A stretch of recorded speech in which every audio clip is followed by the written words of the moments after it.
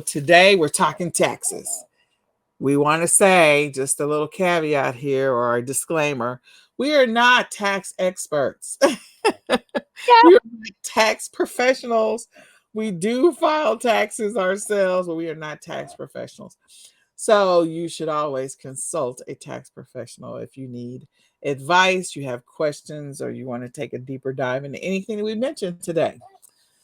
So, with that, I'll let Kelly take number one. Receipts, purchase orders, and invoices. Ugh. Yuck, yuck, and yuck. It's a mess.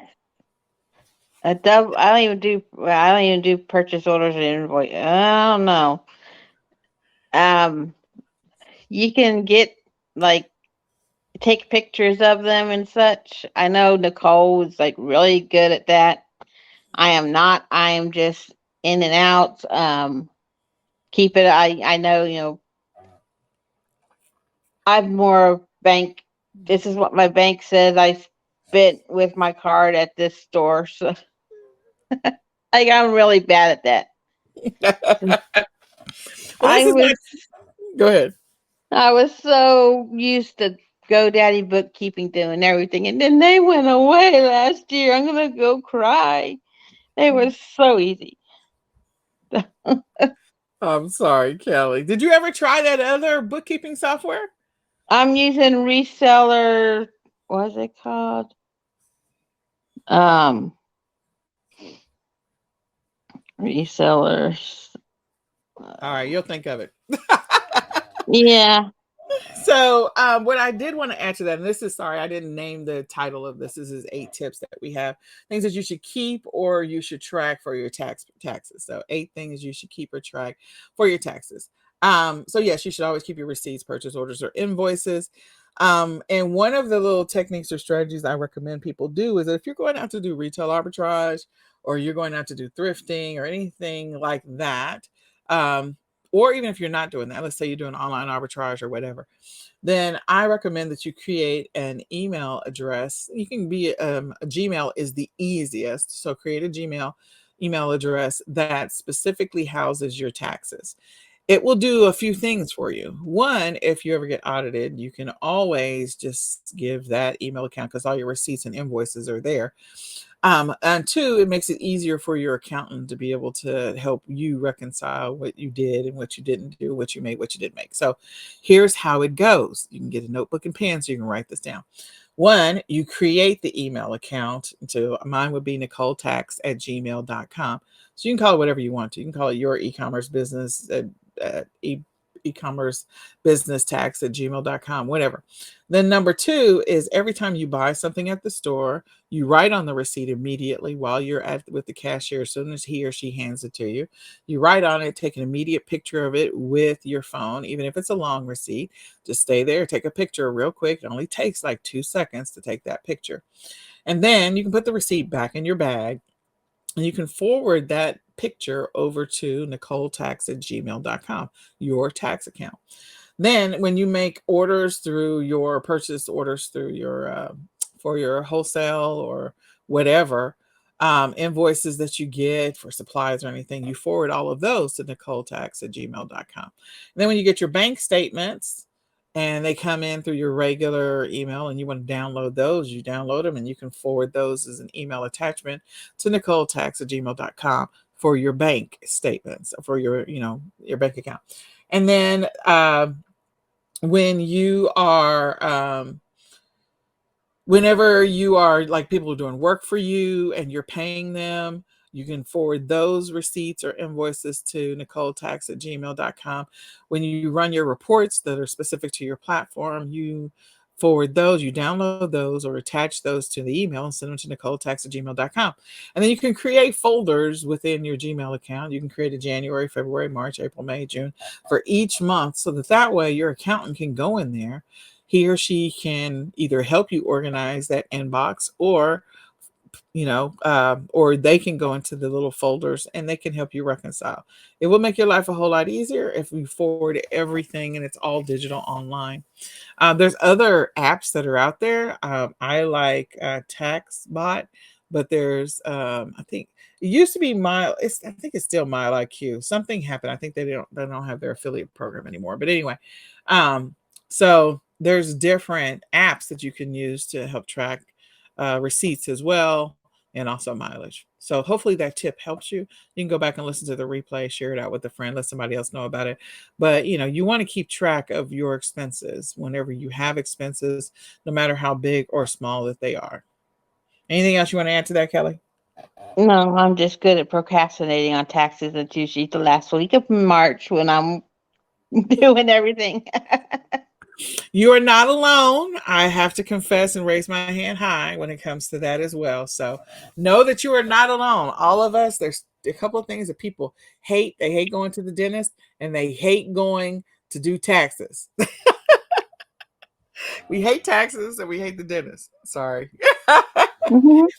All right. So your operational and admin supplies or expenses, anything that is operational, whether it is ordering supplies, if you're shipping stuff yourself, labels, notebooks, pens, pencils, printers, computers, or replacing phone if that's what you're using, or scanner if you're using that, whatever you're using, any type of notebook, even your e-commerce planner, anything that you're using to track your expenses or to be able to, organize your business or run your business, all of those expenses, you need to keep or track those.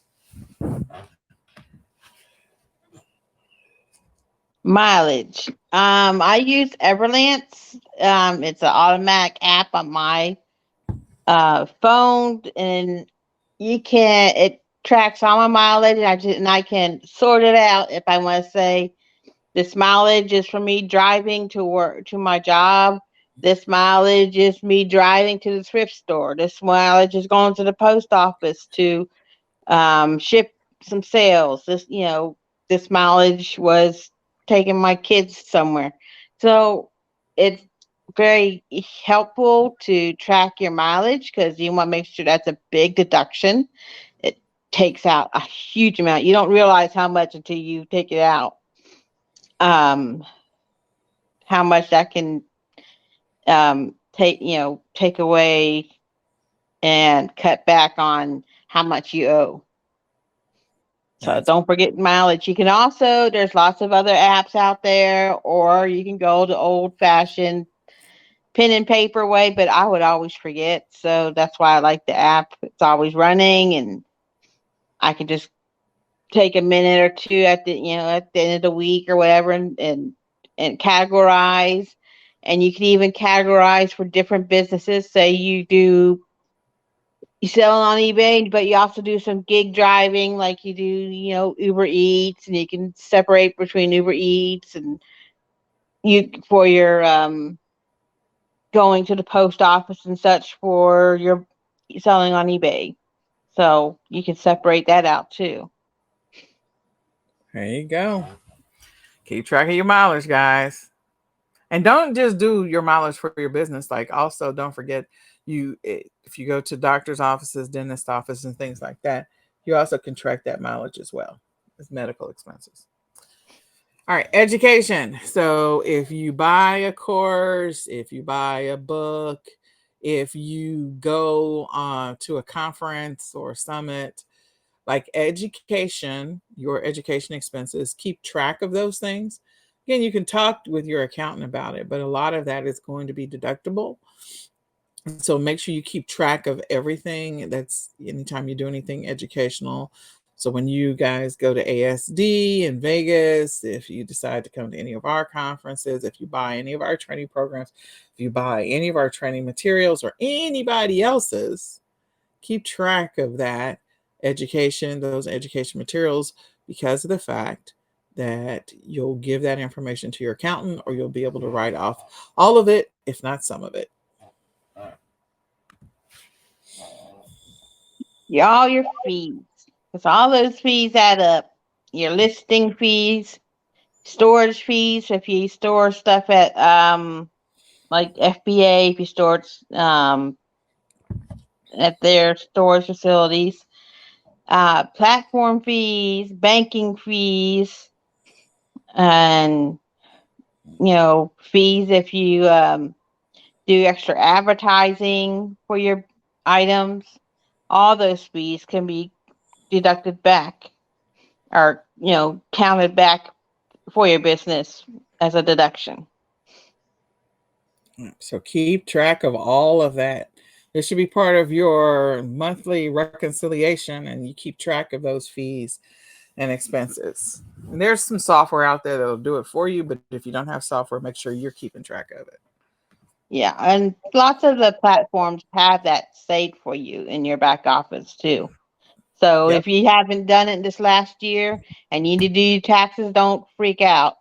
But a lot of those platforms will have all those fees and stuff, have what you paid in your back office. It's just having you might have to watch a couple YouTube videos to see how to find it, but then you learn for next year. Absolutely. Shipping expenses.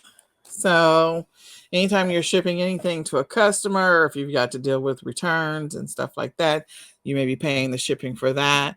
Again, I mentioned shipping supplies, but shipping expenses, and even if those shipping expenses where you've outsourced, to a fulfillment center, or you've outsourced to whoever, and they're doing the shipping for you, make sure you're keeping track of all of your shipping expenses. Again, this is stuff you're going to share with your accountant or with someone, so that way you can use this information as either a tax write-off or to reduce certain expenses in your business. So keep track of all shipping related anything, regardless of your e-commerce method. Subscription. So any subscriptions you have, maybe you have a subscription to cross posting platform, so you can cross post to other platforms. Subscription to a bookkeeping app. I use my reseller Genie. I looked it up. I had to look it up. I knew, I was like, reseller something. What's it called? That's what I use for. I'm bad with names. That's just it. I'm just bad with names. But that kind of subscription, you have a subscription for, maybe you have a subscription to Photo Room to take out your backgrounds, and a subscription to some kind of clip art if you're making print on demand, so you can get some clip art for making your print on demand items. So any of those subscriptions that you're using for your business, those can be deducted. Absolutely. VA or assistant or help type of expenses. So if you have a virtual assistant, maybe you have people come and help you once a month, or during Q4, you only have people come and help you for about 6 to 8 weeks. Maybe you have a personal shopper. All of those expenses, even if you're doing, like, you're ordering inventory and having it dropped off at your house. So whether it is using the delivery services from like Walmart, or Lyft and Uber have some stuff with Macari and is it Posh? I think it's Macari and Facebook Marketplace. I can't remember all of them, but anyway. So again, keep track of all of those expenses where other people are doing stuff for you, or helping you, or doing, just helping you to run and manage your business in any kind of way. And also services that are doing that as well, whether you have a service for like a call center, or you have a voicemail, which would also be considered a subscription, but just any of the services that are helping you to run your business or manage your business. Make sure you're tracking all of those expenses, or you're keeping track of them.